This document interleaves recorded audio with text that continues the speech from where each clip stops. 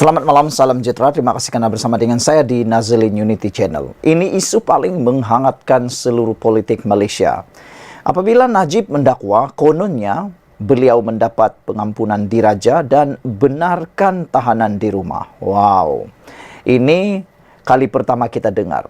Selepas pengampunan diraja telah selesai beberapa waktu yang dahulu, tiba-tiba pula Najib mendakwa beliau dibenarkan ditahan di rumah selepas mendapat pengampunan diraja. Ini betul-betul mengejutkan kita semua. Apakah kemudian anda semua berkaitan isu dan dakwaan Najib ini?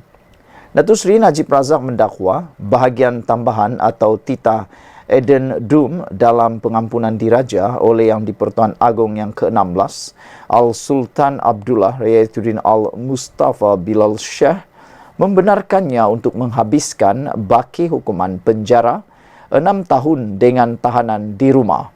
Najib membuat dakwaan itu apabila memfailkan permohonan bagi mendapatkan kebenaran semakan kehakiman titah addendum atau tambahan titah Al-Sultan Abdullah Riyatuddin Al-Mustafa Bilal Shah di Mahkamah Tinggi di sini pada 1 April lalu menerusi firma guaman Tetuan Syafi & Co. Beliau menamakan Menteri Dalam Negeri, Komisioner Jeneral Penjara, Peguam Negara, Lembaga Pengampunan Wilayah Persekutuan Kuala Lumpur, Labuan dan Putrajaya, Menteri di Jabatan Perdana Menteri, Undang-Undang dan Reformasi Institusi, Ketua Pengarah Bahagian Hal Ehwal Undang-Undang di JPM dan Kerajaan Malaysia sebagai responden pertama hingga ke-7. Dalam notis permohonan yang dimuat turun melalui sistem carian mahkamah, Najib memohon perintah untuk semua atau seorang responden melaksanakan titah Al-Sultan Abdullah dengan serta-merta memindahkan beliau dari penjara Kajang ke kediamannya. Bekas Perdana Menteri itu kemudian akan menjalani baki hukuman penjaranya di bawah tahanan rumah jika titah addendum berkenan wujud. Najib juga memohon satu perintah supaya semua atau seorang responden memberi salinan titah utama dan addendum yang dititahkan Al-Sultan Abdullah pada 29 Januari lalu. Beliau memaklumkan melalui surat bertulis kepada Al-Sultan Abdullah pada 25 Mac lalu mengenai niatnya memfailkan notis permohonan semakan kehakiman terhadap pihak berkuasa yang relevan berkenan titah terbabit. Ia kerana pada 29 Januari 2024, Tuanku Al-Sultan Abdullah adalah Yang di-Pertuan Agong yang ke-16 dan saya mengambil langkah sebagai rafaq sembah hormat tertinggi saya. Pada tarikh 25 Mac 2024, saya turut memaklumkan perkara sama kepada Yang di-Pertuan Agong Sultan Ibrahim sebagai rafaq sembah hormat tertinggi saya, katanya menerusi afidavit permohonan berkenan. Najib mengesahkan tidak akan mengeksibitkan surat yang dihantar kepada kedua tua Yang di-Pertuan Agong atas alasan kerahsiaan dan kewajaran. Katanya, permohonan semakan kehakiman itu bersifat bona fide atau berniat baik kerana beliau terjejas teruk selain memfailkan notis perakuan segera supaya permohonan itu didengar sebelum sambutan Aidilfitri yang dijangka pada 10 April ini. Pendengaran untuk permohonan itu ditetapkan esok di hadapan Hakim Mahkamah Tinggi Datuk Amarjit Singh. Pada 2 Februari lalu, media melaporkan Najib diberikan pengurangan 50% bagi hukuman penjara 12 tahun yang sedang dijalaninya sejak 2022, sekaligus menyaksikan bekas Perdana Menteri itu bakal dibebaskan pada 23 Ogos 2028. Selain tarik pembebasan awal itu, urus setiap Lembaga Pengampunan Wilayah-Wilayah Persekutuan Kuala Lumpur, Labuan dan Putrajaya, bahagian Hal Ehwal Undang-Undang Jabatan Perdana Menteri, turut mengumumkan denda perlu dibayar oleh Najib dikurangkan daripada 210 juta kepada 50 juta. Namun sekiranya denda itu tidak dibayar, tempoh penjara bagi Najib akan ditambah setahun dan dengan tarik pembebasan beliau dijadwalkan pada 23 Ogos 2029. Pada 28 Julai 2020, Hakim Datuk Muhammad Nazlan Muhammad Ghazali mendapati Najib bersalah atas 7 pertuduhan pecah amanah, menyalahgunakan kedudukan dan pengubahan wang haram, dana RM42 juta dana milik SRC International Sendirian Berhad. Sebelum ini, Datuk Seri Anwar Ibrahim dilaporkan berkata lembaga pengampunan sudah membuat keputusan berhubung permohonan Najib untuk mendapatkan pengampunan selepas disabitkan kesalahan dan dihukum penjara 12 tahun pada tahun 2022. Perdana Menteri bagaimanapun menjelaskan kerajaan tidak akan membuat sebarang pengumuman mengenai keputusan itu, sebaliknya ia bakal dilakukan sendiri oleh lembaga pengampunan. Berita mengenai isu pengampunan Najib berlegar dalam media sosial dan dilaporkan media massa dengan desas-desus kuat mendakwa nasib bekas Perdana Menteri yang sedang menjalani hukuman penjara itu sudah diputuskan lembaga pengampunan. Saudara-saudara sekalian, ini pasti mengejutkan kita semua. Apa komen anda semua? Kita jumpa lagi. Bye-bye. Salam sejahtera. Terima kasih karena bersama dengan saya di Nazilin Unity Channel.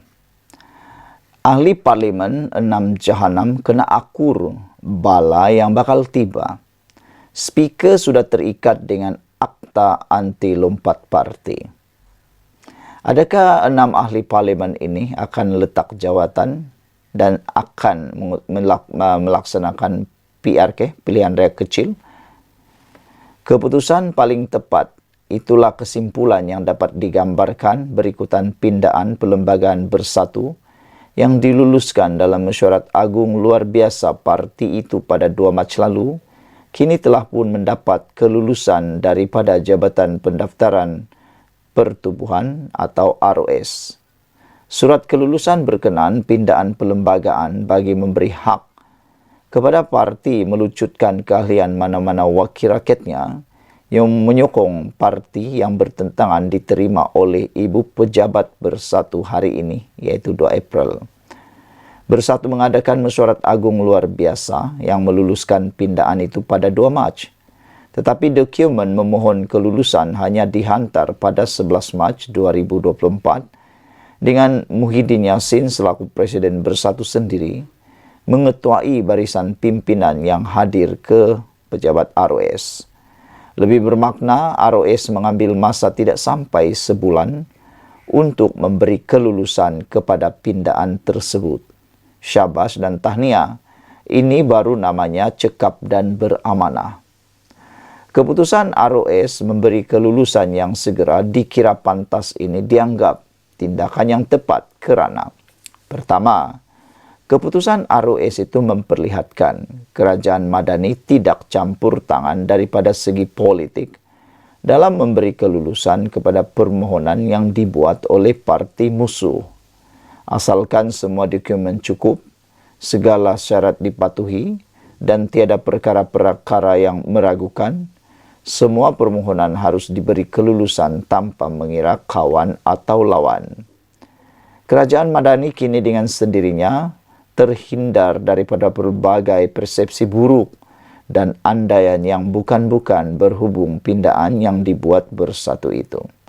Kedua, dengan lulusnya pindaan ini akan melengkapkan lagi akta anti lompat parti daripada sebarang kelompangan seperti yang ada sebelum ini. Artinya, tiada lagi wakil rakyat, khususnya daripada Bersatu yang boleh mengalihkan sokongan sesuka hati demi manfaat peribadi. Dan ini akan menjadikan dunia politik Malaysia lebih bersih daripada segala kekotoran yang disengajakan. Ketiga, secara tidak langsung ini menunjukkan kerajaan Madani tidak bergantung sangat kepada sokongan 6 ahli parlimen Bersatu atau dipanggil 6 Jahanam yang telah mengalihkan sokongan itu untuk memastikannya kekal sebagai kerajaan. Tanpa sokongan mereka pun, kerajaan Madani sebenarnya mampu berdiri tegak sehingga PRU 16 akan datang. Apa yang dijangka akan dilakukan Bersatu selepas ini ialah mengurus surat kepada 6 ahli parlimen berkenaan berhubung pendirian politik mereka. Jika mereka kembali menyokong PN, maka kekallah kerusi parlimen yang dipegang sekarang. Tetapi jika mereka kekal dengan pendirian menyokong kerajaan Madani, walaupun tarikh berkuat kuasanya pindaan itu ialah 1 April, kedudukan mereka sebagai ahli parlimen secara otomatik akan tergugur. Sebabnya, surat yang bakal dihantar oleh Bersatu nanti pastinya bertarikh selepas 1 April.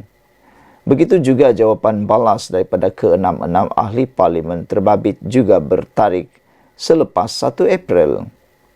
Jawapan yang akan diberikan oleh mereka itulah nanti yang akan. Jawapan itu nanti akan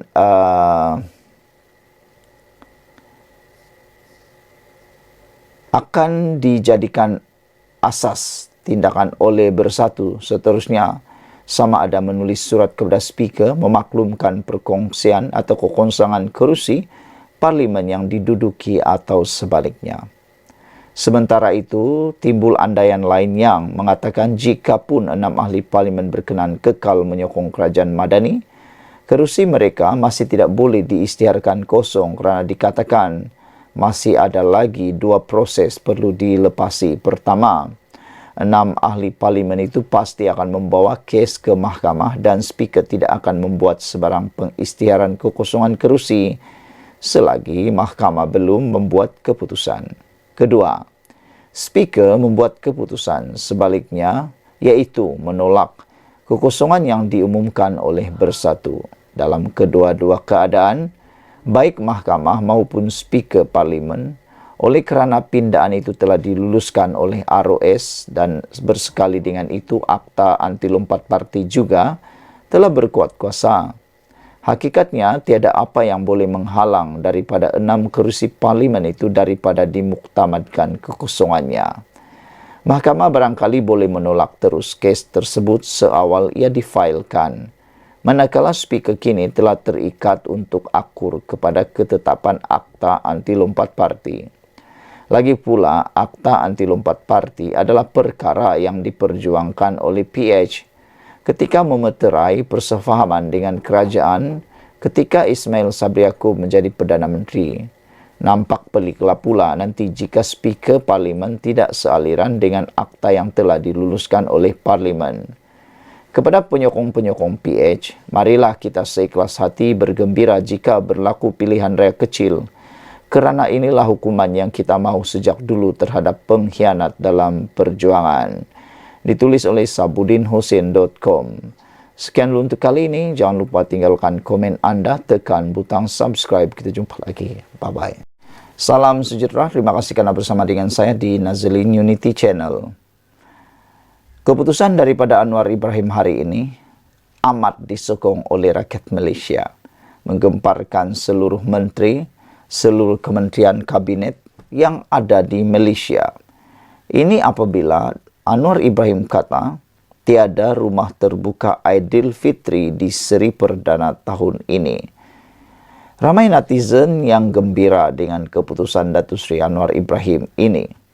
Kerana kata netizen, setiap kali rumah terbuka dibuat di Seri Perdana maupun di pejabat-pejabat kerajaan, dari mana persoalan netizen, dari mana peruntukan itu dan dari mana uang itu, kata mereka.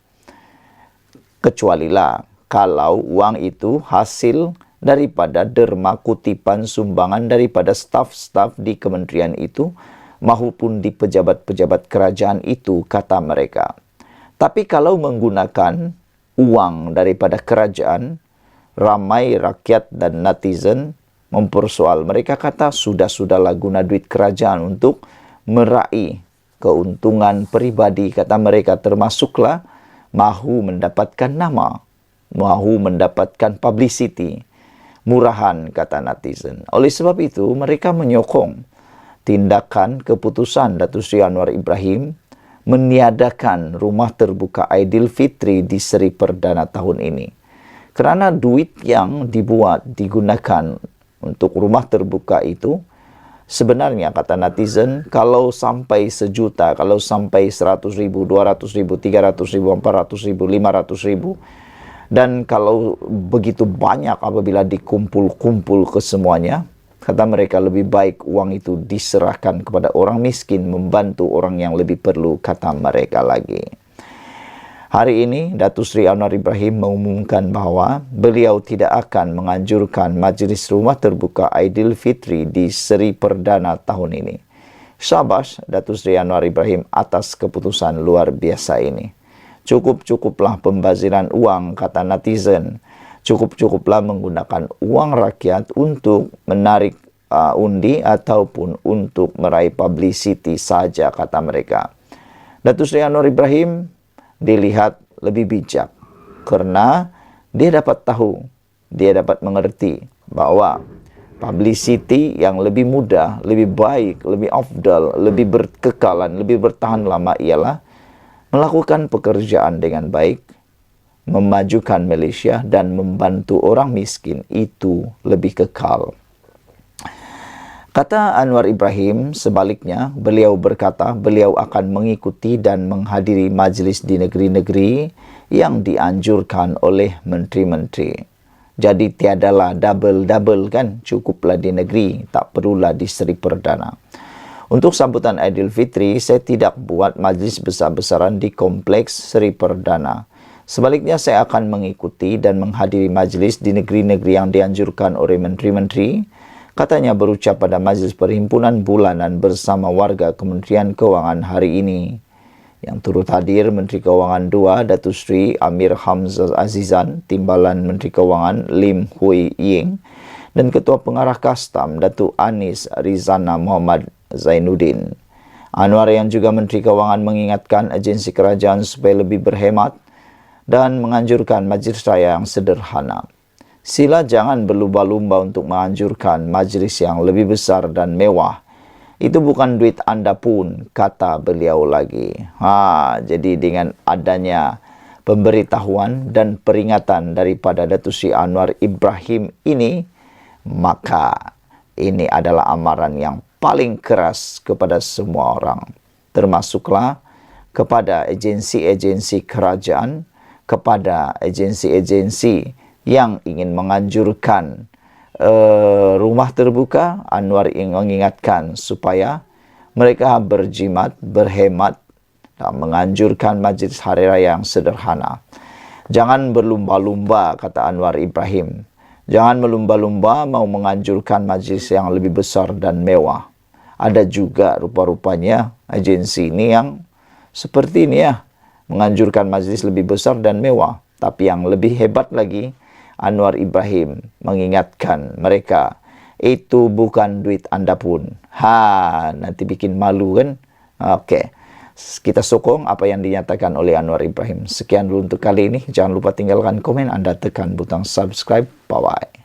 Salam sejahtera, terima kasih karena bersama dengan saya di Nazilin Unity Channel. Saudara-saudara sekalian, Anwar Ibrahim mengeluarkan satu lagi kenyataan yang pastinya akan meruntun hati, jiwa dan kalbu para walaun penyokong Perikatan Nasional. Ini apabila Anwar Ibrahim, Perdana Menteri Malaysia, prihatin dengan pembangunan negeri pimpinan Perikatan Nasional. Kalau anda merasa bahawa Datuk Seri Anwar Ibrahim menganaktirikan negeri di bawah pimpinan Perikatan Nasional, itu adalah sebenarnya bohong. Kerana Perdana Menteri Datuk Seri Anwar Ibrahim sangat mengambil berat tentang pembangunan negeri di bawah pimpinan Perikatan Nasional. Beliau tidak pernah meninggalkan negeri-negeri yang dipimpin oleh Perikatan Nasional. Tetapi kadangkala para pemimpin di kawasan negeri pimpinan Perikatan Nasional lah yang seringkali menjauhkan diri daripada Anwar Ibrahim. Perdana Menteri Datuk Seri Anwar Ibrahim prihatin terhadap pembangunan yang dikuasai Perikatan Nasional PN telah menghadiri taklimat pembangunan Perlis ketika mengadakan lawatan kerja ke negeri tersebut bagi meninjau pembangunan Perlis. Beliau yang tiba pada jam 3 petang kemarin menghadiri taklimat pembangunan Perlis bersama Menteri Besar Muhammad Shukri Ramli di Kompleks Dewan Undangan Negeri Dun Perlis. Turut hadir ahli Majlis Mesyuarat Kerajaan Negeri Exco Mufti Perlis, Datuk Dr. Muhammad Asri Zainul Abidin dan Barisan Pentadbiran Kanan Negeri. Dalam pertemuan lebih 1 jam itu, Anwar diberikan taklimat berkaitan projek pembangunan persekutuan yang sedang dilaksanakan di seluruh negeri. Perdana Menteri kemudian mengadakan tinjauan mesra di Bazar Ramadan Persiaran Wawasan sebelum hadir ke majlis berbuka puasa Madani di Masjid Nurul Huda Felda Cuping. Saudara-saudara sekalian, dengan ini ianya menunjukkan Datuk Seri Anwar Ibrahim tidak pernah menganaktirikan mana-mana negeri di Malaysia, termasuklah kerajaan yang dipimpin oleh Perikatan Nasional Pembangkang. Namun saudara, lebih mengejutkan lagi apabila pendaftaran padu ditutup kemarin, akhirnya data menunjukkan Perlis Kelantan adalah negeri yang paling ramai, paling tinggi mendaftar padu tersebut. Dalam media sosial juga gempar apabila beberapa pempengaruh cyber trooper yang sebelum ini cuba meracun para penyokong Perikatan Nasional supaya tidak mengisi padu, akhirnya sendiri termakan racun tersebut apabila mereka turut mengisi padu, kerana risau tidak mendapat bantuan. Sebenarnya padu adalah satu sistem yang sangat baik untuk rakyat Malaysia dan juga kerajaan memantau perkembangan terkini rakyat Malaysia, khususnya berkaitan dengan subsidi bersasar. Pendaftaran padu sah telah ditutup. Kini Perlis dan Kelantan dilaporkan sebagai negeri paling ramai mendaftar. Perlis dan Kelantan menjadi negeri paling tinggi penduduknya yang mendaftar maklumat mereka dalam sistem pangkalan data utama padu selepas ditutup pada jam 11.59 malam kemarin. Menerusi pecahan pendaftaran mengikut negeri seperti lampiran dikongsikan Menteri Ekonomi Rafizi Ramli, Perlis dan Kelantan masing-masing mencatatkan peratusan tertinggi keputusan penduduk yang berdaftar, iaitu 66.9% dan 65.2%. Ia diikuti Terengganu 62.7%, Perak 60.3%, Pahang 59.7%, Kedah 58.9%, Wilayah Persekutuan Putrajaya 56.5%, Negeri Sembilan 56.2%.